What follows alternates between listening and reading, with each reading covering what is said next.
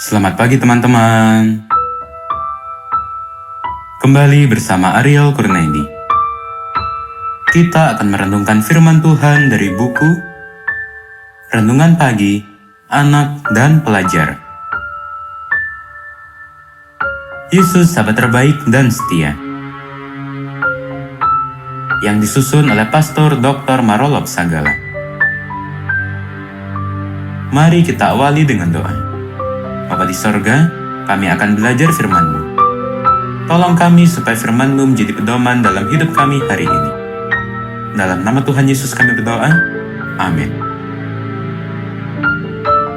Hari ini, tanggal 17 Agustus, judul renungan kita, Setelah Yesus memerdekakan mereka. Ayat hafalan, Lukas pasal 8, ayat 2. Dan juga beberapa orang perempuan yang telah disembuhkan dari roh jahat atau berbagai penyakit, yaitu Maria yang disebut Magdalena, yang telah dibebaskan dari 7 roh jahat. Di dalam Alkitab, firman Tuhan berkata, "Kamu telah dimerdekakan dari dosa dan menjadi hamba kebenaran," sebagaimana terdapat di dalam Roma pasal 6 ayat 18. Itu sama dengan bahwa setiap orang yang telah dibebaskan dari dosa adalah dimerdekakan dari dosa.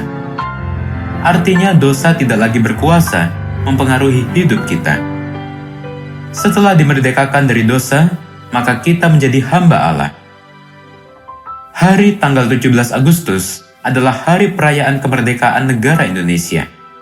Itu artinya negara Indonesia tidak lagi di bawah kekuasaan negara lain. Sama dengan Maria, tidak lagi di bawah kekuasaan dosa.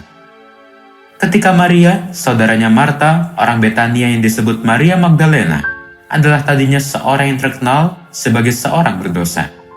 Sebagaimana yang terdapat dalam Lukas pasal 7, ayat 37. Dan Yesus telah mengumumkan kemerdekaannya di rumah Simon, orang Farisi itu. Simon, si orang Farisi itu, memang mengadakan pesta dan mengundang Yesus makan di rumahnya sebagai tanda pernyataan penghormatan kepada Yesus. Tetapi Simon, orang Farisi itu, belum merdeka atau belum bebas dari perhambaan dosa. Itulah Simon.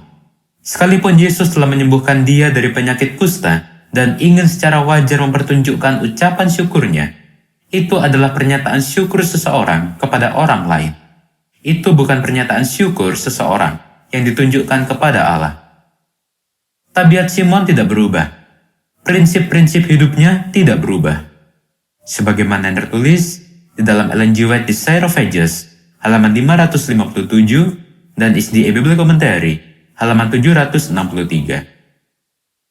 Maria, yang tadinya terkenal berdosa, telah dimerdekakan Yesus dari pengaruh roh jahat. Dia telah dimerdekakan sebelum dia datang dan meminyaki kaki Yesus di rumah Simon. Dan kemudian mengikuti Yesus berjalan dari kota ke kota dan dari desa ke desa, memberitakan Injil Kerajaan Sorga. Sebagaimana terdapat di dalam Lukas pasal 8, ayat 1 dan ayat 2.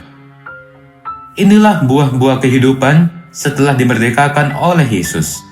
Firman Tuhan berkata, "Tetapi sekarang, setelah kamu dimerdekakan dari dosa, dan setelah kamu hamba Allah, kamu beroleh buah yang membawa kamu kepada pengudusan, dan kesudahannya ialah hidup yang kekal."